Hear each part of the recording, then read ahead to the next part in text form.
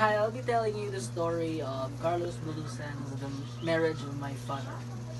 When father married mother, he was well past 50 and we children were already grown up. He respected the institution of matrimony, but the many wars and revolution that had shaken the Philippines had confused his life. He selected his partner but put off marriage until the time came that a new local government offered to legalize many unions. Therefore, unsanctioned, our whole family attended the mass marriage ceremony. That year, we were living in town. My next older brother, Berto, who was then 15 years old, and I had gone to the town market that day to sell coconuts. My cousin, Pedro, came running to tell us that father was waiting for us at the Presidencia. We ran as fast as we could until we reached the schoolhouse. Then Berto stopped suddenly, and a deep consternation appeared in his face. I've just thought of Maria, he said. Maria was the daughter of one of our neighbors. It's getting late, I said. Let's go back and get her, he said. If I'm right, I said, you want to marry her. She's old enough to have children, he said. She's only 13, and I said, she'll be 14 next month. He said, it's her own funeral, I said. We ran back to Maria's house and stood outside her yard. Berto hung awkwardly on the fence and shouted at Maria's mother. You want me for a son-in-law, don't you? He yelled. My daughter will marry no lazy neighbor of mine, she called at the window.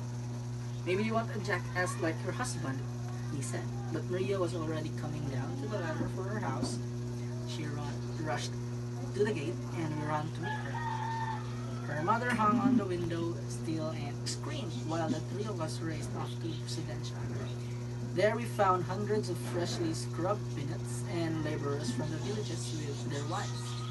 They were standing in line to sign the public registry as evidence of their intention to be married. The children were playing in the dust as each bridegroom came up to the clerk, who was seated at the table outside the door to the building. He rolled up the sleeves of his cotton shirt, grasped the pen tightly, and bent awkwardly over the table. My brother Paulan and his wife and children, my brother Osang and his family, my brother Nicasio, my two sisters, and my mother were all standing in a line behind my father. Whose little girl? Father asked Berto. Your future daughter-in-law, my brother said. She will do, father said. She's the best girl in town, if that's what you mean, said Berto. You wish to be my daughter-in-law, girl? Father asked Maria.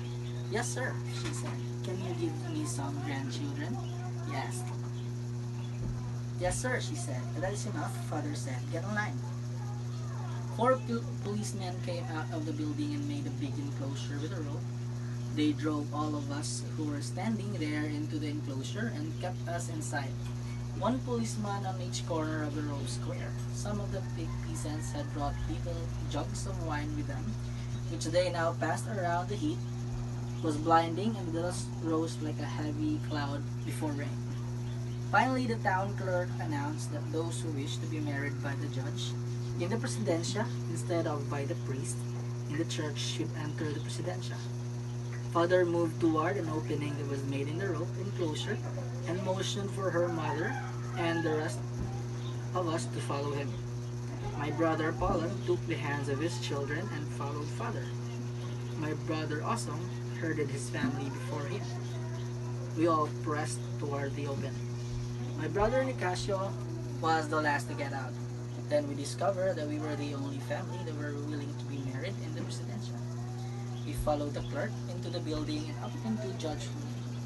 You wish to be married by me? He said. Yes, sir, father said. How many children do you have? 7, Judge. Father said. 5 strong boys and 2 good girls. But there are 18 of you here. Some of my son's wives and their children, father said. Put your children on my right and your son's children on my left. Yes, Judge, father said. Mother moved to the right of the judge. Paulan, Osong, Nicasio, and my 2 sisters and I followed her.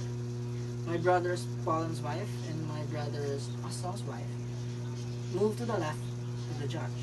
and their 7 children stood in 2 lines behind them. Father, my brother Berto, and Maria stood in front of the judge. Who are you? The judge asked Berto. Is my son too, father said. The judge pointed to Maria. Who's this little girl? She's my future daughter-in-law, father said. You wish to marry her, boy? Yes, sir, my brother said.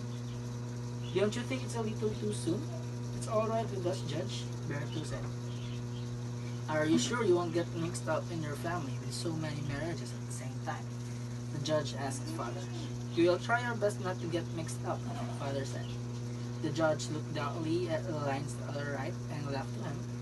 He studied the wives of my brothers and their children. Suddenly he focused his eyes on me. Is this your son too? He said, father. Yes, sir, father said. It will not do. You must have mixed up the families. I don't understand, Judge, father said. He's too small. I look at my brothers and sisters. I look at my brother's children. I realized with a sense of inferiority that I was the smallest among them. I was older than my oldest nephew, but I was a dwarf beside him. Why is he so small for his age? Asked the judge. He drinks wine, father said. When did you start drinking, son? When I was 5, I said. Do you like drinking, boy? I sure do, I said. Do you have any wine in that jug you're holding? I nodded. Come here, son, he said. Sit beside me and bring your jug with you. My sisters giggled. My little nephew made faces at me as I sat beside the judge, holding the jug in my lap. They pointed at my long hair and laughed. They stomped on the floor and pointed at my big feet. Let me see now, the judge said. Let your married sons stand with their wives. Let their children stand in line behind their parents. Let your unmarried children, except this boy, he patted my hand, stand in line behind you. My married brothers crossed over to their wives and children. The judge read something from a book in Spanish and wrote down our names.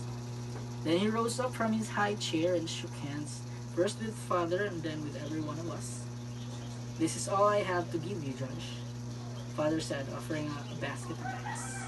Thank you, sir. I'll send you a goat tomorrow, father said. Thank you again, sir. You did a great honor, father said. You did me great honor too, Judge. You're the only ones in town who wish to be married by me. Well, father said I was informed that we could be married by you without paying. You don't have to pay in the church either, the judge said. Father's mouth dropped open. He grabbed mother's hand and told us to follow him. We all rushed out of the building and found that the peasants and laborers had already gone to the church. Before we followed them, they were stopped at the edge of the plaza and looked back at the presidential. The judge was at a window waving his hands. Where are you going? He shouted.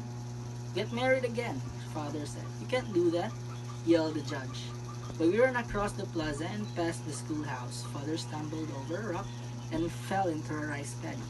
Mother found a long pole and held it out to him. We pulled him out and he sat down in the grass and took off his wet shirt. Then we all ran on towards the church.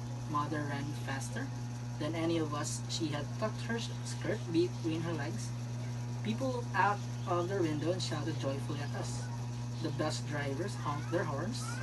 The church was guarded by 2 policemen, but they laughed and opened the door. Father stepped inside, gasping for breath. Then he wrung out his shirt and put it on. We fell in line behind him and walked to the altar, before which stood crowds of men, women, and children. Nearly 200 couples were getting married. The priest was standing on a little platform. It was almost the end of the ceremony. We stood in silence and waited until he finished reading the marriage service. Then candles were lighted under the holy images. The priest disappeared behind a black curtain, and the guards opened the door. We walked out into the sunny plaza.